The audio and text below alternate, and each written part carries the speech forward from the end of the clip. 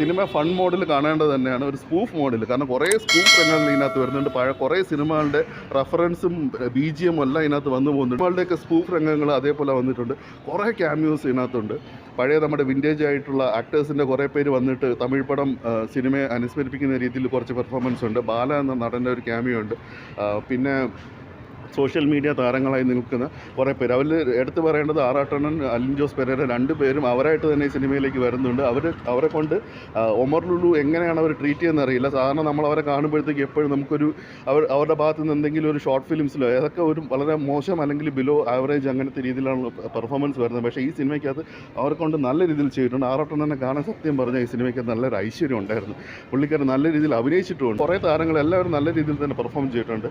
അജു വർഗീസ്, പിന്നെ ധ്യാൻ ശ്രീനിവാസൻ ഒരു സൂപ്പർ കോപ്പ് എന്നുള്ള രീതിയിലാണ്. അദ്ദേഹത്തിൻ്റെ തന്നെ കുറച്ചൊരു സ്പൂഫ് രീതിയിലാണ് പോകുന്നത്. അപ്പോൾ ഇതൊരു കംപ്ലീറ്റ് ഒമർ ഫൺ എന്ന് തന്നെ പറയാം.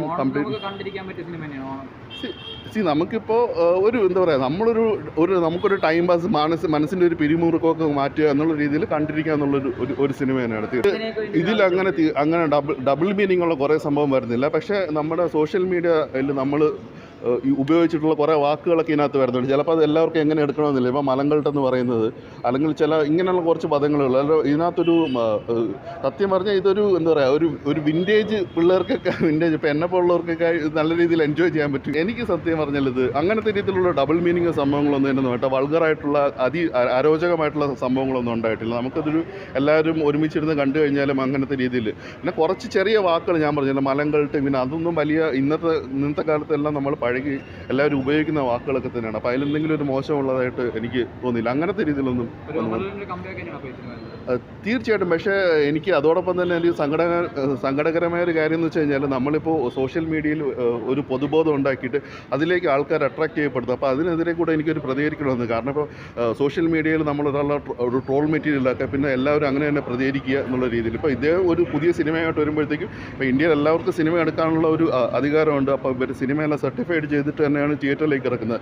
അപ്പോൾ നിങ്ങൾ സിനിമ കാണുന്നതിന് മുമ്പ് അതിൻ്റെ അടിയിൽ പോയിട്ട് അനാവശ്യമായിട്ടുള്ള കമൻറ്റുകളൊക്കെ എഴുതുന്നത്. അപ്പം അദ്ദേഹം എക്സെൻട്രിക് ആയിട്ട് ഇങ്ങനെ പെരുമാറുന്ന ഒരു വ്യക്തിയാണെന്നാണ് ഞാൻ മനസ്സിലാക്കുന്നത്. അദ്ദേഹം സോഷ്യൽ മീഡിയയിൽ വന്നിട്ട് അദ്ദേഹമായിട്ട് തന്നെ പെരുമാറുന്ന ചില കാര്യങ്ങളൊക്കെ ചിലപ്പം പോസ്റ്റ് ചെയ്ത് ചിലപ്പം നമുക്കൊന്നും അവർക്ക് ഇഷ്ടപ്പെടില്ല. ഓക്കെ, അതെല്ലാം മാറ്റി വയ്ക്കുക. ഇപ്പം ഒരു താരത്തിൻ്റെ രാഷ്ട്രീയമോ അല്ലെങ്കിൽ വ്യക്തിപരമായ രീതിയിൽ എന്തെങ്കിലും ഇടപെടലോ ഉണ്ടെങ്കിൽ അതൊക്കെ മാറ്റി വെച്ചിട്ട് ഒരു സിനിമയായിട്ട് കാണുക. ആ ഒരു ബ്രോഡർ പെർസ്പെക്റ്റീവിൽ വന്നിട്ട് സിനിമ കാണുക എന്നാണ് എനിക്ക് പറയാനുള്ളത്. അതെ.